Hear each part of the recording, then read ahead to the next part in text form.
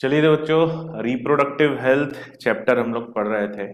और reproductive health chapter में हम लोगों ने जो बेसिक अवेयरनेस का प्रोग्राम है रिप्रोडक्टिव हेल्थ से लेकर, और उसके बाद जो प्रॉब्लम है हमारी कंट्री की रिप्रोडक्टिव हेल्थ से कंसर्न, उन प्रॉब्लम्स को हमने डिस्कस कर लिया था। फिर हमने जो पॉपुलेशन एक्सप्लोजन है, पॉपुलेशन एक्सप्लोजन और पॉपुलेशन एक्सप्लोजन के बाद हमने जो है कॉन्ट्रासेप्टिव्स को डिस्कस कर लिया था।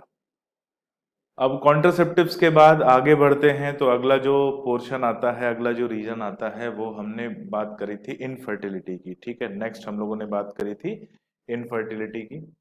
और इनफर्टिलिटी में हम डिस्कस कर रहे थे कि क्या क्या ऐसी टेक्निक होती हैं जिससे इनफर्टिलिटी को करेक्ट किया जा सकता है। ठीक है, कौन कौन सी ऐसी टेक्निक होती है जिससे इनफर्टिलिटी या इनएबिलिटी ऑफ परफॉर्मिंग रिप्रोडक्शन जिसे बोलते हैं, उस इनफर्टिलिटी को करेक्ट किया जा सकता है। तो उसमें एक जो साइंटिफिक मेथड या बोला जाए साइंटिफिक प्रोसीजर जो सामने आया, वो साइंटिफिक प्रोसीजर कहलाता है आर्ट। आर्ट मतलब असिस्टेड रिप्रोडक्टिव टेक्नोलॉजी। ठीक है, आर्ट एक साइंटिफिक मेथड सामने आया जिसे हम असिस्टेड रिप्रोडक्टिव टेक्नोलॉजी कहते हैं। जब इस आर्ट के बारे में हम डिस्कस करने गए, इस आर्ट के बारे में हम समझने गए, तो पता चला कि जो इनफर्टिलिटी क्लिनिक्स हैं वहाँ पर इन प्रोसीजर्स को परफॉर्म किया जाता है जिसकी मदद से हम इनफर्टिलिटी का करेक्शन करते हैं। ठीक है, जिनकी मदद से हम इनफर्टिलिटी का करेक्शन करते हैं, यानी उसे ट्रीट करते हैं। और इसमें हमें 5 बेसिक अलग अलग तरह के जो प्रोसीजर्स हैं वो सामने आए थे। और इन अलग अलग तरह के प्रोसीजर्स की अगर हम बात करें तो ये अलग अलग प्रोसीजर अलग अलग फिजियोलॉजिकल कंडीशन में, या बोला जाए अलग अलग तरह के करेक्शन के लिए जाने जाते हैं। ठीक है, हो सकता है सभी लोगों में एक जैसी इनएबिलिटी ना हो या इनफर्टिलिटी के अलग अलग रीजन होंगे। अगर भाई अलग अलग लोग जो कि इनफर्टाइल हैं अगर, तो उनमें इनफर्टिलिटी के अलग अलग कारण होंगे, अलग अलग रीजन होंगे। और उन रीजंस को जब हम डिस्कस करेंगे तो हमें पता चलेगा कि सभी के लिए एक प्रोसीजर से सभी का करेक्शन एक प्रोसीजर से नहीं किया जा सकता, इट इज नॉट पॉसिबल। तो सभी के लिए अलग अलग प्रोसीजर्स बनाए गए करेक्शन के, और उन करेक्शन के प्रोसीजर्स को हम यहाँ पर देखेंगे। कहाँ देखेंगे? हम देखेंगे अपने आज के लेक्चर में, जो कि बहुत इंपॉर्टेंट लेक्चर होने वाला है हमारे एग्जाम पॉइंट ऑफ व्यू से, क्योंकि इससे डायरेक्ट क्वेश्चन आते हैं और छोटे छोटे फैक्ट होते हैं। उन फैक्ट से हमें ध्यान रखना होता है कि जो छोटे छोटे फैक्ट हैं वो हमारे करेक्ट हों, क्योंकि वो छोटे छोटे फैक्ट सीधा सटीक आंसर होता है। अगर हमने करेक्ट कर दिया तो सीधा हमारा एक करेक्ट आंसर हमें 5 नंबर दे के जाएगा, और उसमें ज़्यादा कोई दिमाग लगाने वाली बात है नहीं। ठीक है, तो बस बातों को सुनना है, पॉइंट्स को सुनना है और पॉइंट्स को समझना है, और हम आगे बात करेंगे इसमें इन असिस्टेड रिप्रोडक्टिव टेक्नोलॉजी में। और इसमें सबसे पहले हम देखेंगे हमारा जो जो है पहला करेक्शन प्रोसीजर, जिसको हम कहते हैं इन विट्रो फर्टिलाइजेशन या आईवीएफ। ठीक है, या इसी को बोला जाता है टेस्ट ट्यूब बेबी प्रोग्राम। तो इन विट्रो फर्टिलाइजेशन बोल लो, आईवीएफ बोल लो, या टेस्ट ट्यूब बेबी प्रोग्राम बोल लो, जो इसके आर्ट के एक करेक्शन प्रोसीजर है। सबसे पहले हम बात करेंगे इसके नाम की बात करेंगे। ठीक है, नाम पे जाएंगे और नाम को डिस्कस करेंगे। और नाम को डिस्कस करना सबसे ज्यादा इंपॉर्टेंट है, क्योंकि इसी के नाम में ही जो है कॉन्सेप्ट और फैक्ट छुपे होते हैं। तो सबसे पहले बात करेंगे असिस्टेड रिप्रोडक्टिव टेक्नोलॉजी में जो आर्ट है, उसमें जो नाम छुपा है इन विट्रो फर्टिलाइजेशन या आईवीएफ। आपने बात अलग अलग जगहों पर आपने देखा होगा, जो इनफर्टिलिटी क्लिनिक्स है उनको आईवीएफ सेंटर भी लिखा होता है। ठीक है, तो कई जगह पे इनफर्टिलिटी क्लिनिक या ऐसा कुछ ना लिखे आईवीएफ सेंटर लिखते हैं, जो कि सेम बात है। अब ये आईवीएफ में जो दो वर्ड है इन विट्रो, ये एक्चुअली दोनों एक साथ हैं, तो इन विट्रो वर्ड दिया जाता है। एक है इन विट्रो और एक है फर्टिलाइजेशन, ये तीनों मिलके आईवीएफ बनते हैं। अब हम समझेंगे कि इस इन विट्रो का मतलब क्या है, और क्या इसके जैसा कोई और वर्ड भी है। तो बड़ा एक बेसिक सा कॉन्सेप्ट आता है दिमाग में कि in vitro fertilisation in vitro का मतलब आ जाता है अवे फ्रॉम नेचुरल प्लेस।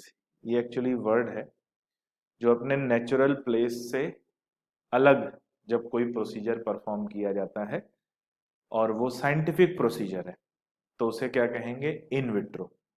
ठीक है, किस तरह से ये अलग है समझते हैं, समझने की कोशिश करते हैं। नॉर्मली हमें मालूम है फर्टिलाइजेशन जो परफॉर्म होता है वो फेलोपियन ट्यूब में परफॉर्म होता है, और फेलोपियन ट्यूब का जो पार्ट फर्टिलाइजेशन के लिए सबसे सूटेबल एनवायरमेंटल कंडीशन प्रोवाइड करता है वो है एम्पुला। एम्पुला में फर्टिलाइजेशन परफॉर्म होता है, वो उसका नेचुरल प्लेस है। ठीक है, वो क्या है, नेचुरल प्लेस।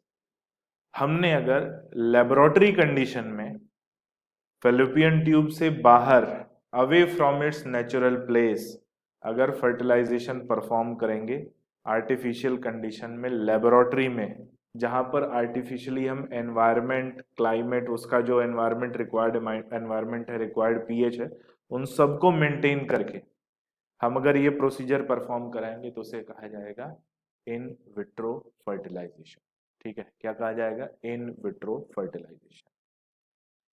इसी के जैसा एक दूसरा वर्ड भी है, उसको बोलते हैं इन वीवो। ठीक है, एक वर्ड है हमने जो देखा इन विट्रो, और एक और वर्ड है जिसे हम कह रहे हैं इन वीवो। इन वीवो मतलब होता है एट इट्स नेचुरल प्लेस। ठीक है, इन विट्रो का मतलब away from its natural place, in vivo का मतलब एट इट्स नेचुरल प्लेस। तो ये भी हम लिखेंगे in vivo eight its natural place. लेकिन यहां पर इन वीवो नहीं है, यहां पर बात किसकी हो रही है, इन विट्रो की बात हो रही है। इन वीवो मैं क्यों बता रहा हूं, ताकि हमें कंपैरिजन मालूम रहे। ठीक है, कि इन वीवो क्या होता है और इन विट्रो क्या होता है, और मैं आपसे बार बार ये पूछूंगा कि कहां पर इन वीवो होगा और कहां पर इन विट्रो होगा। तो यहाँ पे ध्यान से सुनना, इस प्रोसीजर में जहां की हमें नाम से समझ में आ रहा है कि क्या परफॉर्म किया जाएगा, भाई हम फेलोपियन ट्यूब से जो है ओवम को निकाल लेंगे, और इजैकुलेशन होगा सीमेन का तो हम स्पर्म को कलेक्ट कर लेंगे, और दोनों को कलेक्ट करके आर्टिफिशियल लेबोरेटरी कंडीशन में, ठीक है, अंडर किसी एक स्पेशलिस्ट की गाइडेंस में इन दोनों को फ्यूज कराते हैं। ठीक है, यानी हम क्या कर रहे हैं, आर्टिफिशियल फर्टिलाइजेशन करा रहे हैं, away from its natural place fertilisation हो रहा है, और इसीलिए इन विट्रो कह रहे हैं। तो लेबोरेटरी में कराते हैं। अब लेबोरेटरी में जो प्रोसीजर है वो टेस्ट ट्यूब में भी हो सकता है, पेट्री डिश में भी हो सकता है, ऐसा जरूरी नहीं कि टेस्ट ट्यूब में ही हो, लेकिन इंडिकेट करने के लिए ये जो सिंबल है ये सिंबलाइज करने के लिए दिया गया है टेस्ट ट्यूब बेबी प्रोग्राम, क्योंकि ये लेबोरेटरी में आर्टिफिशियल कंडीशन में परफॉर्म किया जाने वाला प्रोसीजर है, और इसे बोलते हैं इन विट्रो फर्टिलाइजेशन। अब देखो, अब कोई भी एक मेडिकल एक्सपर्ट है जो इस प्रोसेस को परफॉर्म कर रहा है, तो उसने ओवम लिया, उसने स्पर्म सेल लिया, दोनों को एक साथ एक जो है, जो भी उसका टेस्ट ट्यूब बोल ले या पेट्री डिश बोल ले, वहां पर उसने दोनों को एक साथ फ्यूज कराया। अब फ्यूज कराया तो फ्यूज कराने के लिए जो भी उसे सूटेबल पीएच, सूटेबल जो है जो न्यूट्रिशन वगैरह की जरूरत होगी वो उसे देना पड़ेगा, प्रोवाइड करना पड़ेगा, तभी वो फर्टिलाइजेशन परफॉर्म होगा। तो जब ये सुटेबल कंडीशन प्रोवाइड करेगा और जाइगोट बन गया, ठीक है, अब जाइगोट बन गया तो यानी इन विट्रो फर्टिलाइजेशन सक्सेसफुल हो गया। अब क्या हो रहा है, अब वो जाइगोट डिवाइड कर रहा है, और जाइगोट जब डिवाइड करता है तो सेल्स बनती हैं, और उन सेल्स को ब्लास्टोमियर सेल्स कहा जाता है। बहुत सिंपल सी बात है, ध्यान से सुनो। साइंटिस्ट है, उसने प्रोसीजर परफॉर्म किया, दोनों को लेकर फ्यूज कराया, फर्टिलाइजेशन हुआ, जाइगोट बना आर्टिफिशियल कंडीशन में, वो जाइगोट को न्यूट्रिशन मिल रहा है, वो जाइगोट डिवाइड कर रहा है, डिवीजन से नई सेल्स बन रही हैं जिन सेल्स को ब्लास्टोमियर कहा जाता है। अब क्या होगा, अब अगर 8 सेल्ड स्टेज तक, ध्यान से सुनना है, 8 सेल्ड स्टेज तक, अप टू 8 सेल्ड स्टेज, 8, ठीक है, याद रखना 8 सेल्ड स्टेज तक जो कि अर्ली एम्ब्रियो है, उसको अगर हमें फीमेल की बॉडी में ट्रांसफर करना, ठीक है, उसको क्या करना पड़ेगा, फीमेल की बॉडी में ट्रांसफर करना पड़ेगा। और फीमेल की बॉडी में ट्रांसफर करेंगे up to 8 blastomere celled stage तो उसे कहा जाएगा ZIFT। और कहाँ ट्रांसफर करेंगे? It will be transferred in the fallopian tube of female. तो सबसे बड़ी बात कि ये प्रोसीजर जो है क्यों परफॉर्म किया जाता है, लेकिन वो हम देखेंगे क्यों परफॉर्म किया जाता है। उससे पहले हम देखें कि जो 8 ब्लास्टोमियर सेल्ड स्टेज तक का जो जाइगोट बना है, इस जाइगोट को हमने कहाँ ट्रांसफर किया है? इसको ट्रांसफर किया है फीमेल के फेलोपियन ट्यूब में, क्योंकि वही वो प्लेस है जहां पे नेचुरली फर्टिलाइजेशन हुआ। अब उसके बाद उस जाइगोट का या उस अर्ली एम्ब्रियो का फर्दर डेवलपमेंट अपने नेचुरल प्लेस पर होगा, तो इसे कहा जाता है ZIFT या जिफ्ट। ठीक है, ZIFT याद रखना। लेकिन अगर ये 8 से ज्यादा सेल बन जाती हैं, मोर देन 8 सेल स्ट्रक्चर बनता है, तो उसे फेलोपियन ट्यूब में इम्प्लांट नहीं कर सकते। अगर 8 से ज्यादा सेल स्टेज बनी है तो उसे यूटेरस में इम्प्लांट करना पड़ेगा, यूटेरस में प्लेस करना पड़ेगा। और यूटेरस में प्लेस करेंगे तो उसे कहा जाता है एम्ब्रियो ट्रांसफर। ठीक है, क्या कहा जाता है? एम्ब्रियो ट्रांसफर या इंट्रा यूटेराइन ट्रांसफर, ये दो वर्ड यूज करते हैं। अगर अप टू 8 सेल्ड स्टेज है जाइगोट में या अर्ली एम्ब्रियो में अप टू 8 सेल्ड स्टेज है तो फेलोपियन ट्यूब में ट्रांसफर करेंगे, तो उसे ZIFT कहा जाएगा।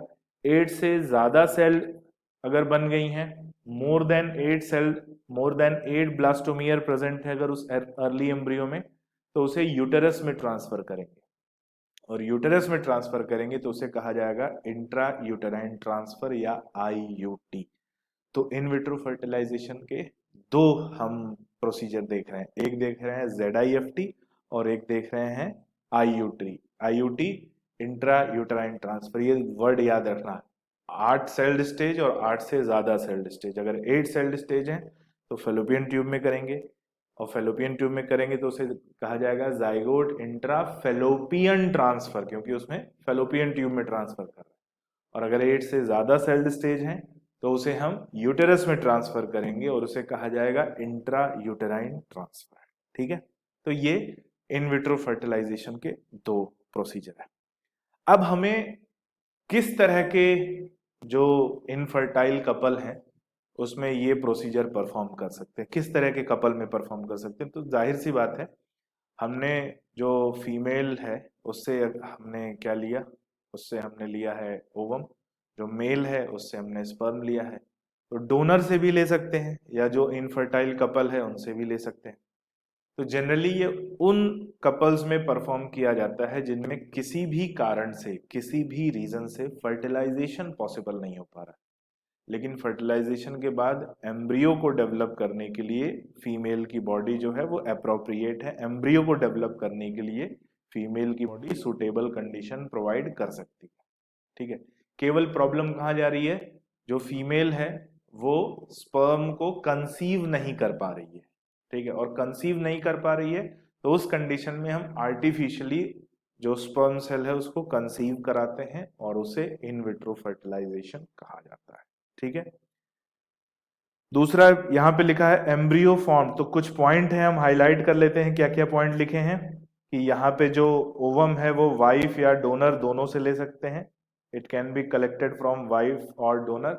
अगर वाइफ हेल्दी है और उसमें इसका फॉर्मेशन हो रहा है तो उससे कलेक्ट करेंगे। लेकिन अगर ऐसा है कि जो फीमेल है या वाइफ है उसमें ओवम भी नहीं बन रहा है, लेकिन ओवम नहीं बनने के बाद भी वो जो है एम्ब्रियो के लिए सुटेबल कंडीशन प्रोवाइड कर सकती है, तो डोनर से लेंगे। ठीक है, लेकिन डोनर से लेंगे तो जो एम्ब्रियो बनेगा या जो चाइल्ड बनेगा वो फीमेल जो है उसकी बायोलॉजिकल मदर नहीं होगी।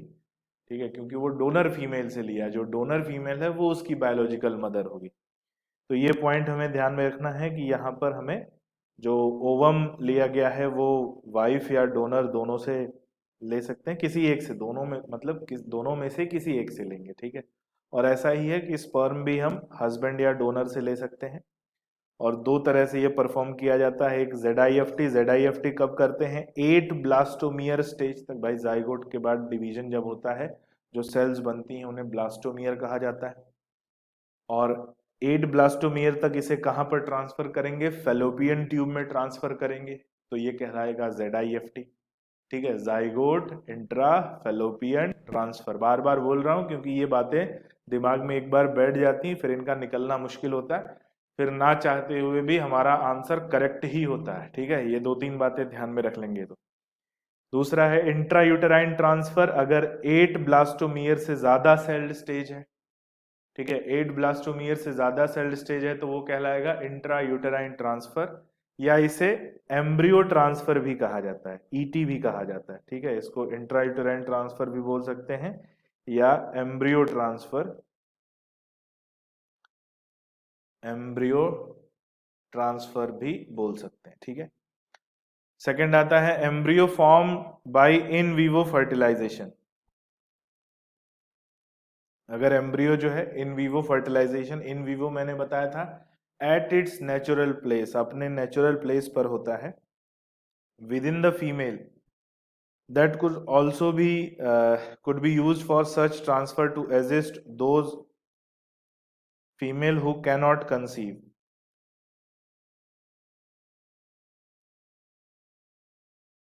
तो इसमें एक और चीज परफॉर्म कर सकते हैं कि जो सपोज करिए कोई एक डोनर जो फीमेल है, ठीक है, डोनर फीमेल में अगर हम स्पर्म को आर्टिफिशियली इंसेमिनेट करते हैं और वहाँ फीमेल की बॉडी के अंदर जो फर्टिलाइजेशन होता है तो उसे in vivo fertilisation, basically in vivo और इन विट्रो की डिफिनीशन ये लिखी हुई है। इन वीवो में बताया गया है कि अगर फर्टिलाइजेशन फीमेल की बॉडी के अंदर होता है तो वो इन वीवो, और अगर फीमेल की बॉडी के बाहर यानी away from its natural place होता है तो वो इन विट्रो फर्टिलाइजेशन कहा जाता है। ठीक है, इसको आप नोट करें। ठीक है, तो इन विट्रो फर्टिलाइजेशन बेसिकली जो है आर्टिफिशियल कंडीशन में फर्टिलाइजेशन को अलाउ करता है। यानी इस पेज पे हमें 3-4 पॉइंट जो समझ में आए कि इन वीवो क्या होता है, इन विट्रो क्या होता है, किसमें परफॉर्म किया जाता है, और ZIFT क्या होता है और IUT क्या होता है। ZIFT में कितनी सेल्स स्ट्रक्चर को कहाँ ट्रांसफर करते हैं और IUT में कितने सेल स्ट्रक्चर को कहाँ ट्रांसफर करते हैं। ठीक है, ये बेसिकली है। तो सपोज करो कोई फीमेल है जिसमें केवल जो प्रॉब्लम है वो जा रही है किसकी, फर्टिलाइजेशन की, वो कंसीव नहीं कर पा रही है, तो उसमें IVF यानी इन विट्रो फर्टिलाइजेशन परफॉर्म करेंगे। आगे बढ़ते हैं तो दूसरा जो आता है गैमीट इंट्राफेलोपियन ट्रांसफर, जिसे GIFT कहा जाता है। और गैमीट इंट्राफेलोपियन ट्रांसफर की बात करेंगे तो इसमें नाम पे जाओ, नाम से इसकी डिफिनीशन को समझने की कोशिश करो कि गैमीट को फेलोपियन ट्यूब के अंदर ट्रांसफर किया गया। अब गैमीट किस तरह का गैमीट है, तो उसमें फेलोपियन ट्यूब में नॉर्मली जो है ओवम पाया जाता है, और यहाँ पे जो हम गैमीट ट्रांसफर कर रहे हैं वो कौन सा है, ओवम को ही ट्रांसफर कर रहे हैं। तो सपोज करो, पहले समझो किस तरह के पेशेंट में या किस तरह के पर्सन में ये करेक्शन किया जाएगा कि कोई ऐसी फीमेल है, एक ऐसी फीमेल है जिसमें ओवम का फॉर्मेशन ही नहीं हो रहा है। ठीक है, ओवम का फॉर्मेशन नहीं हो रहा है या ओवम मैच्योर नहीं हो रहा है, और उसे क्या है, डोनर, कोई एक डोनर फीमेल है उससे ओवम लिया जाता है, और उस इनकेपेबल जो फीमेल है, जो इनफर्टाइल फीमेल है, उसके फेलोपियन ट्यूब में उस ओवम को रख दिया जाता है, प्लेस कर दिया जाता है। सो ओवम को प्लेस करते हैं, और ओवम क्या है, ये फीमेल गैमीट है, और ओवम को प्लेस करते हैं और फेलोपियन ट्यूब में, और फेलोपियन ट्यूब फर्टिलाइजेशन के लिए सुटेबल कंडीशन प्रोवाइड कर सकता है, और फर्टिलाइजेशन के बाद प्रेगनेंसी के लिए भी सुटेबल कंडीशन प्रोवाइड कर सकता है। बस उस फीमेल में प्रॉब्लम क्या थी कि उसमें ओवम का फॉर्मेशन नहीं हो रहा था। उसके बाद का पूरा प्रोसीजर नॉर्मल है, उसके बाद की पूरी जो उसकी फिजियोलॉजिकल कंडीशन है वो नॉर्मल है। तो ऐसी फीमेल में ओवम को डोनर से लेकर उस इनफर्टाइल फीमेल के फेलोपियन ट्यूब में ट्रांसफर करते हैं, और फेलोपियन ट्यूब में ट्रांसफर कर दिया तो अब उसके बाद क्या करेंगे, जो है कॉपुलेशन होगा, नेचुरली जो है सीमेन रिलीज होगा और सीमेन फिलोपियन ट्यूब में जाएगा और सीमेन का इंसेमिनेशन हो गया। इंसेमिनेशन के बाद जो सीमेन है या स्पर्म सेल है वो फेलोपियन ट्यूब में जाएगा और फेलोपियन ट्यूब में जो डोनर से ओवम आया है उस ओवम को क्या करेगा, फर्टिलाइज करेगा। तो यहां पर जो फर्टिलाइजेशन हो रहा है वो कैसा हो रहा है, वो हो रहा है eight its natural place.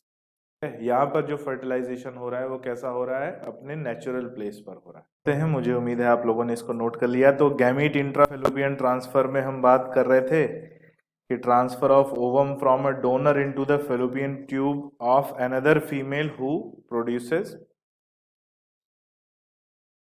Who cannot produces ovum. तो एक फीमेल है जिसमें ओवम का फॉर्मेशन नहीं हो रहा है, उसमें हम डोनर से ओवम को लेकर उसके अंदर ट्रांसफर करते हैं। तो यहाँ पर जो फर्टिलाइजेशन होता है वो कैसा होता है, इन वीवो फर्टिलाइजेशन होता है। ठीक है, आगे देखते हैं। थर्ड जो स्टेप आ जाता है, नेक्स्ट जो इसका प्रोसीजर आ जाता है, उस प्रोसीजर को हम बोलते हैं ICSI। ध्यान से सुनना, इंट्रासाइटोप्लाज्मिक स्पर्म इंजेक्शन। नाम में ही जाओगे तो डेफिनेशन समझ में आ जाएगी। ठीक है, अब लोग पूछते हैं कि सर नाम में क्या रखा है, तो नाम में ही तो सब कुछ रखा है, नाम में ही तो इसकी पूरी कहानी समझ में आ जाती है कि ये कहना क्या चाह रहा है और इस प्रोसीजर में होता क्या है।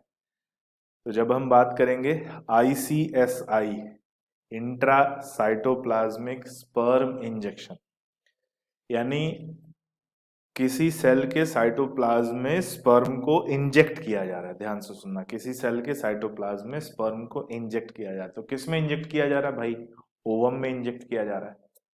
और अगर हम ओवम में इंजेक्ट कर रहे हैं तो जाहिर सी बात है हमारे पास स्पर्म भी होना चाहिए और हमारे पास ओवम भी होना चाहिए, दोनों होने चाहिए। तब हम जो स्पर्म सेल है उसको हम इंजेक्ट करेंगे, किसमें, उसको हम इंजेक्ट करेंगे जो ओवम है उसके अंदर हम इंजेक्ट करेंगे। अब ये किस कंडीशन में प्रोवाइड कर सकते हैं और किस तरह का ये करेक्शन है समझेंगे।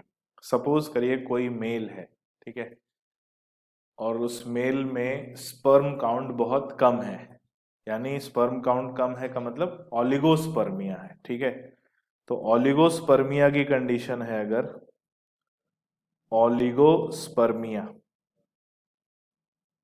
ऑलिगोस्पर्मिया की कंडीशन है, उसका स्पर्म काउंट बहुत कम है, तो उस मेल के स्पर्म को एक इंजेक्शन के थ्रू ओवम के अंदर इंजेक्ट करेंगे, जिससे कि हमें एक एश्योरेंस मिले कि भाई फर्टिलाइजेशन जो है लो स्पर्म काउंट पर भी पॉसिबल हुआ है। ठीक है, एश्योरेंस के लिए तो इंजेक्ट किया जाता है आर्टिफिशियली।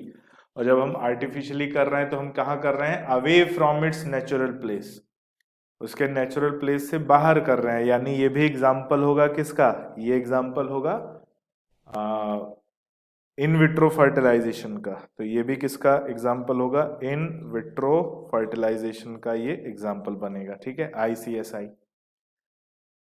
तो इसमें जो ओवम है, ओवम हम हेल्दी जो फीमेल है उससे भी ले सकते हैं, और अगर हेल्दी फीमेल में भी ओवम का फॉर्मेशन नहीं हो रहा है तो डोनर फीमेल से भी ले सकते हैं।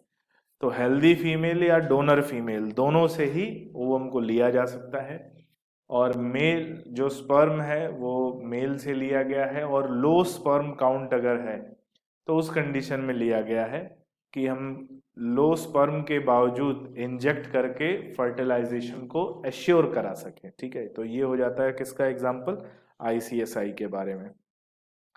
सो a laboratory procedure in which a single sperm, ध्यान से सुनना, single sperm from male partner is directly injected into egg from female partner। तो यहाँ पे जो एग है वो फीमेल पार्टनर से ही लिया गया है, डोनर से नहीं लिया गया है। ये ध्यान में, हालांकि ले सकते हैं लेकिन जब NCERT में लिखा है कि उसे हम फीमेल से ही लेंगे, जो फीमेल पार्टनर है उसी से लेंगे, और दोनों के यानी जो बायोलॉजिकल मदर और बायोलॉजिकल फादर होंगे वही रियल फादर और मदर भी होंगे। सो यहाँ पर लिया गया मेल पार्टनर से स्पर्म, एक सिंगल स्पर्म को लिया गया और ओवम को लिया गया और उसके अंदर इंजेक्ट किया गया, और इंजेक्ट करने के बाद हमें मिला कि जाइगोट बना, और उस जाइगोट को या बोला जाए फर्टिलाइज्ड एग को वापस उसके यूटेरस में इम्प्लांट करते हैं। और यूटेरस में इम्प्लांट कर रहे हैं तो हमारे दिमाग में आना चाहिए कि वहाँ पे हम 8 सेल स्टेज से ज़्यादा जब स्टेजेस होती हैं तब इम्प्लांट करते हैं यूटेरस में, तो वो भी इंट्रा यूटेराइन ट्रांसफर का एक एग्जाम्पल बन जाएगा। तो यहाँ पे 2-3 पॉइंट ध्यान में रखना है। क्या ध्यान में रखना है? सबसे पहला पॉइंट कि सिंगल स्पर्म को लिया जाता है फ्रॉम मेल पार्टनर से और ओवम को लिया जाता है फ्रॉम फीमेल पार्टनर से, और स्पर्म को ओवम के अंदर आर्टिफिशियली इंजेक्ट किया जाता है, जिससे ये इन विट्रो फर्टिलाइजेशन कहलाता है। और उसके बाद जो फर्टिलाइज्ड एग है या जाइगोट है उसे हम फीमेल के यूटेरस में, वुमन के जो फीमेल है, फीमेल पार्टनर है, उसके यूटेरस में ट्रांसफर करते हैं। तो ये फर्टिलाइजेशन के एश्योरेंस के लिए परफॉर्म किया जाने वाला प्रोसीजर है, जो किस कंडीशन में, किस कंडीशन को करेक्ट करता है? ओलिगोस्पर्मिया की वजह से होने वाली इनफर्टिलिटी को करेक्ट करता है। याद रखना, ओलिगोस्पर्मिया, लो स्पर्म काउंट।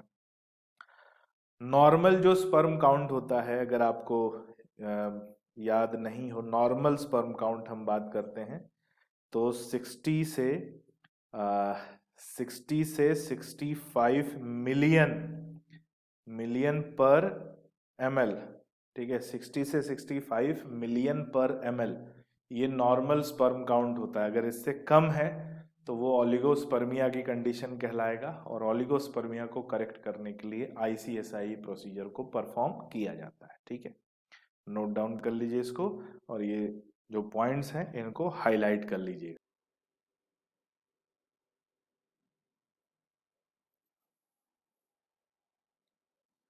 चलिए, यहाँ पर हम लोग देखेंगे कि इस प्रोसेस में एक इसके प्रोसीजर की कुछ इमेजेस भी हैं। यहाँ पर हम देख रहे हैं कि आर्टिफिशियल कंडीशन में, ठीक है, ओवम के अंदर, लेबोरेटरी में ओवम के अंदर स्पर्म को इंजेक्ट किया जा रहा है। ये इंजेक्शन है जिससे हम ओवम के अंदर स्पर्म को इंजेक्ट करते हुए देख सकते हैं, तो इसीलिए इसे बोल रहे हैं इंट्रासाइटोप्लाज्मिक स्पर्म इंजेक्शन। उसके बाद जाइगोट बनेगा और जाइगोट बनने के बाद डिवाइड करेगा। ठीक,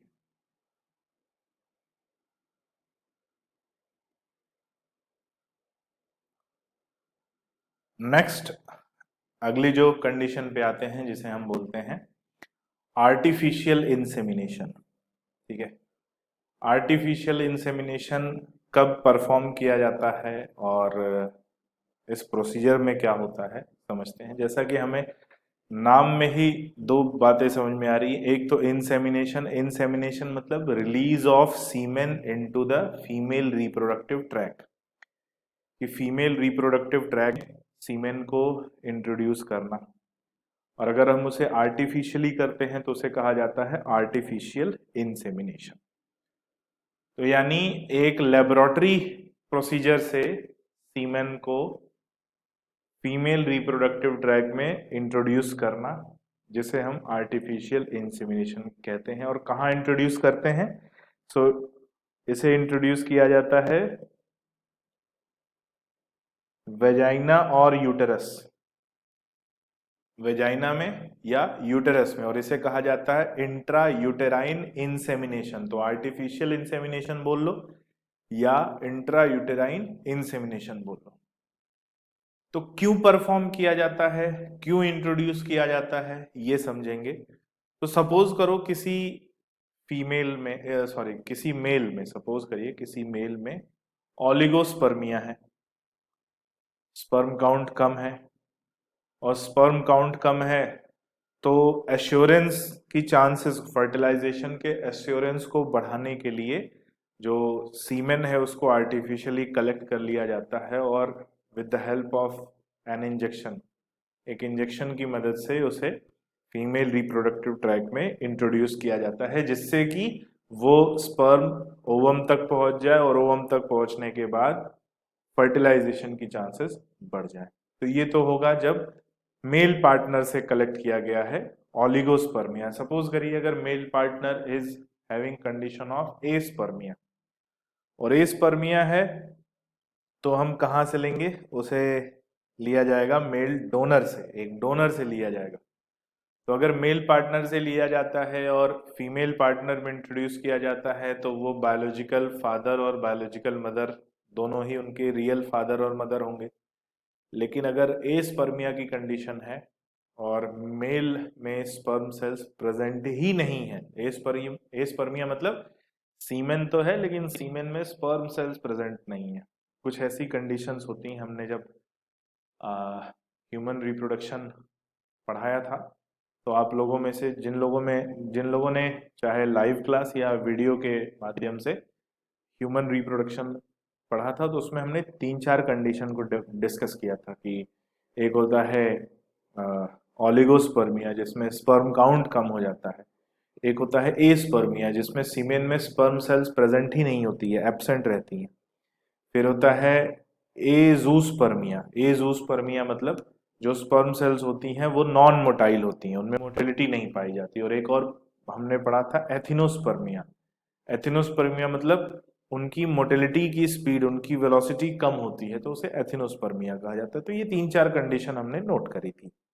यहाँ पे हम 2 कंडीशन को डिस्कस कर रहे हैं, ओलिगोस्पर्मिया और एस्पर्मिया की कंडीशन में ये आर्टिफिशियल इंसेमिनेशन परफॉर्म किया जाता है और इसे इंट्रा यूटेराइन इंसेमिनेशन भी कहते हैं। अब क्वेश्चन आया, वही बात क्वेश्चन कि ये इन विवो फर्टिलाइजेशन होगा या इन विट्रो फर्टिलाइजेशन होगा।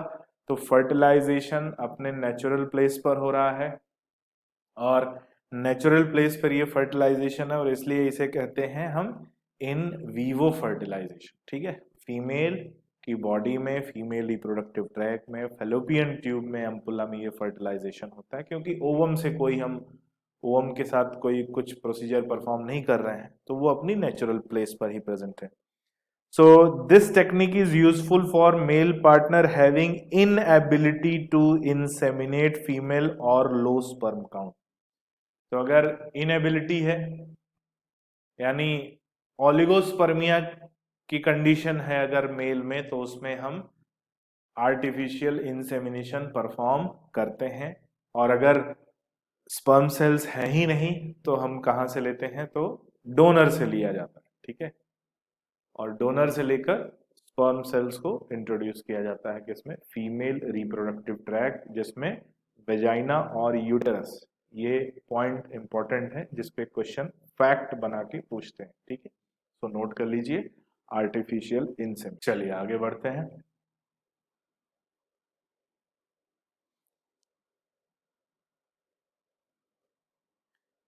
नेक्स्ट कंडीशन जो आती है जिसको बोलते हैं सरोगेसी। ये थोड़ा सा अगर हम बोले तो ट्रेडिशनल जो है टेक्निक नहीं है, ये थोड़ा सा अलग टेक्निक है, और इस टेक्निक को हम किस तरह से डिफाइन करेंगे और समझेंगे कि सपोज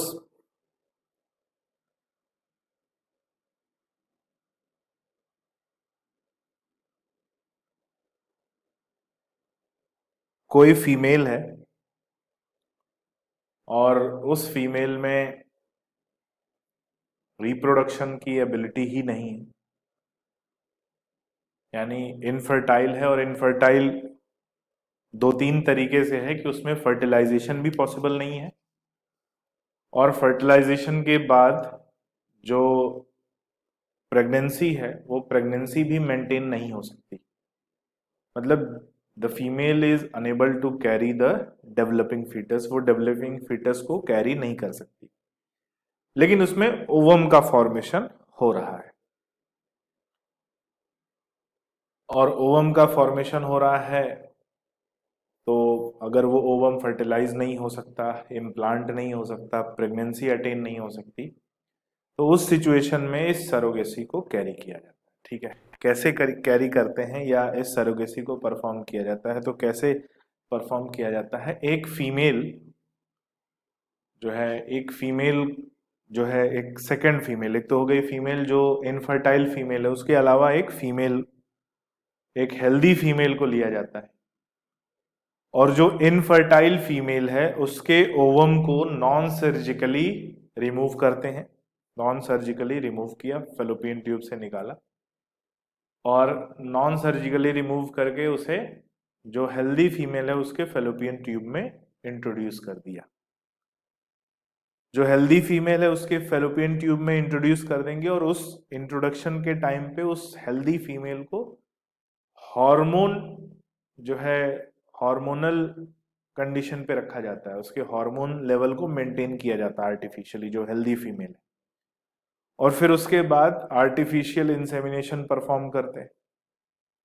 और जब आर्टिफिशियल इंसेमिनेशन परफॉर्म करते हैं तो जो हेल्दी फीमेल है उसके अंदर इनफर्टाइल फीमेल का ओवम है, और इनफर्टाइल फीमेल के पार्टनर से आया हुआ स्पर्म है, और वो फर्टिलाइज भी होता है, उसका इम्प्लांटेशन भी होता है, और वो प्रेगनेंसी भी अटेन होती है। और प्रेगनेंसी अटेन होती है, तो प्रेगनेंसी अटेन होती है तो जो फीटस का डेवलपमेंट है वो फर्दर कहाँ होता है, उस फीमेल के अंदर। तो इसमें दो प्रोसीजर है, ठीक है, ध्यान से सुनना, इसमें दो प्रोसीजर है। या तो हम जो इनफर्टाइल फीमेल है उससे ओवम लिया और मेल पार्टनर से स्पर्म लिया और आर्टिफिशियल फर्टिलाइजेशन उसका कराया, इन विट्रो फर्टिलाइजेशन कराया, और उसके बाद इंट्रोड्यूस किया किसमें, हेल्दी फीमेल के अंदर। या इंट्रोड्यूस करने के बाद फर्टिलाइजेशन कराया। तो इसमें दोनों कंडीशन पॉसिबल हो सकती है, इन वीवो फर्टिलाइजेशन भी पॉसिबल हो सकता है और इन विट्रो फर्टिलाइजेशन भी पॉसिबल हो सकता है, किसमें, सरोगेसी में। लेकिन अभी इसको पूरा डिफाइन हम लोग करेंगे। इन विट्रो भी पॉसिबल हो सकता है और इन वीवो भी पॉसिबल हो सकता है। Either either in vitro perform कर लो या इन वीवो फर्टिलाइजेशन परफॉर्म। फिर से सुनते हैं हुआ क्या। एक फीमेल है जो इनफर्टाइल है, लेकिन ओवम का फॉर्मेशन हो रहा है उसमें। ओवम का फॉर्मेशन हो रहा है, लेकिन वो फर्टिलाइजेशन, इम्प्लांटेशन और प्रेगनेंसी के लिए सुटेबल कंडीशन प्रोवाइड नहीं करती। तो उसके हेल्दी ओवम को निकाला, नॉन सर्जिकली रिमूव किया, और उसके मेल पार्टनर से सीमेन को ऑब्टेन किया, और सीमेन को ऑब्टेन करके एक दूसरी हेल्दी फीमेल जिसको हार्मोन्स पर रखा गया, हार्मोन्स पर रखा गया मतलब हार्मोनल लेवल को आर्टिफिशियली मेंटेन किया जा रहा है, उसकी बॉडी में हम इंट्रोड्यूस कर देंगे। बिना फर्टिलाइजेशन के भी इंट्रोड्यूस कर सकते हैं और फर्टिलाइजेशन कराने के बाद भी इंट्रोड्यूस कर सकते हैं। तो अगर हम फर्टिलाइजेशन कराते के इंट्रोड्यूस करते हैं तो वो इन विट्रो हो जाएगा, और अगर इंट्रोड्यूस करने के बाद फर्टिलाइजेशन होता है आर्टिफिशियल इंसेमिनेशन से तो वो इन वीवो हो जाएगा। लेकिन अब एम्ब्रियो कहाँ डेवलप होगा, जो फीटस है वो कहाँ डेवलप होगा, उस हेल्दी फीमेल की बॉडी में। ठीक है, हेल्दी फीमेल की बॉडी में। और ये याद रखना कि जिस फीमेल की बॉडी में एम्ब्रियो डेवलप होता है, फीटस डेवलप होता है, उसे ही सरोगेट मदर कहा जाता है। ठीक है, जो चाइल्ड बियर करता है, जो फीटस को बियर करता है, उसे सरोगेट मदर कहा जाता है। यहाँ पे इनफर्टाइल मदर सरोगेट मदर नहीं है, यहाँ पे जो हेल्दी फीमेल है, इसको सरोगेट जो वर्ड है ये आता है एग्जैक्टली कहां से आता है, ये आता है रेंटल वोम्ब। ठीक है, वोम्ब एट रेंट, मतलब उस फीमेल को उसके उसके साथ एक लीगल कॉन्ट्रैक्ट होता है, और ये लीगली एक अप्रूव प्रोसीजर है। उस हेल्दी फीमेल के साथ एक लीगल कॉन्ट्रैक्ट होता है, और लीगल कॉन्ट्रैक्ट के बाद उसके जो फाइनेंशियल एक्सपेंसेस हैं वो ये इनफर्टाइल कपल बियर करते हैं।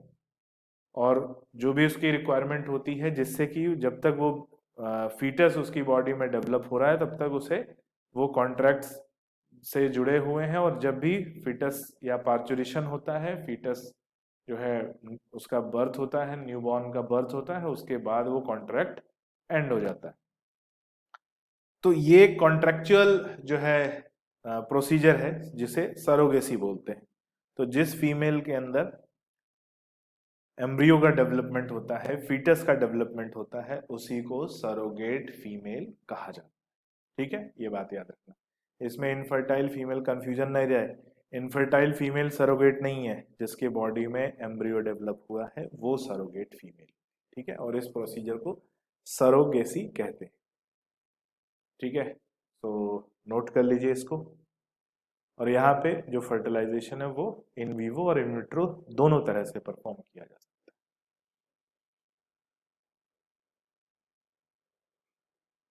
सो यहाँ पे क्या पॉइंट हमें हाईलाइट करने हैं।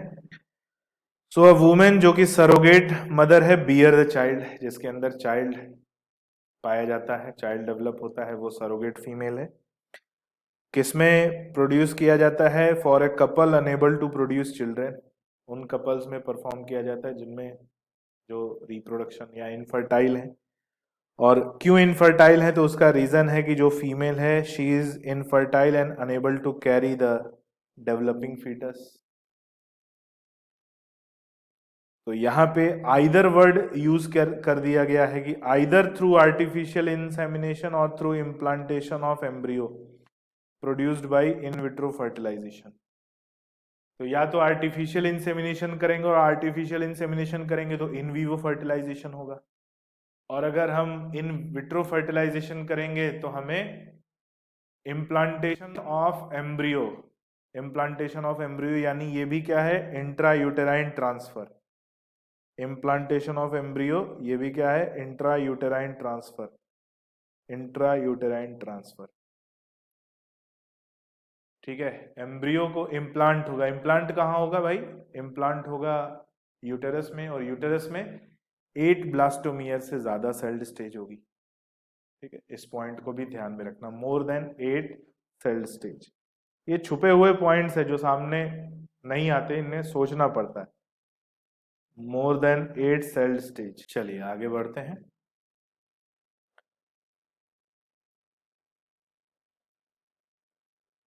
अब ये जो आर्ट प्रोसीजर है असिस्टेड रिप्रोडक्टिव टेक्नोलॉजी, जिसमें 5 हमने प्रोसीजर्स देखे, इनके बारे में कुछ प्रॉब्लम्स भी हैं। प्रॉब्लम क्या है भाई? तो क्यों ये प्रोसीजर थोड़े चैलेंजिंग हो जाते हैं, जिनसे रिलेटेड कुछ प्रॉब्लम्स हैं, और वो प्रॉब्लम क्या है ध्यान से देखते हैं। कि it require high precision of handling by specialised professional.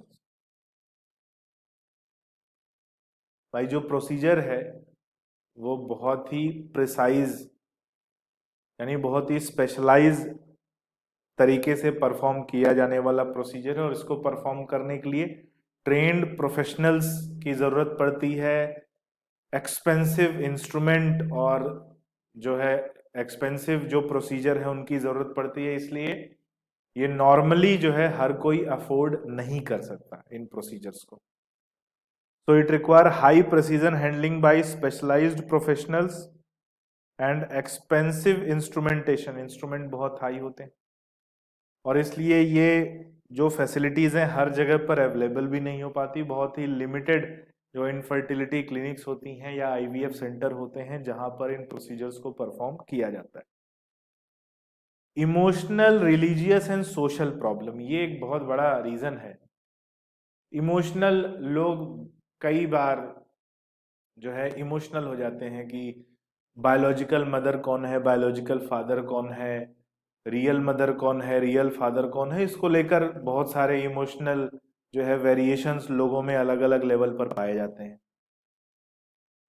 दूसरा रिलीजियस, कई बार ऐसा होता है कि रिलीजियस वैल्यूज की वजह से प्रॉब्लम आती है।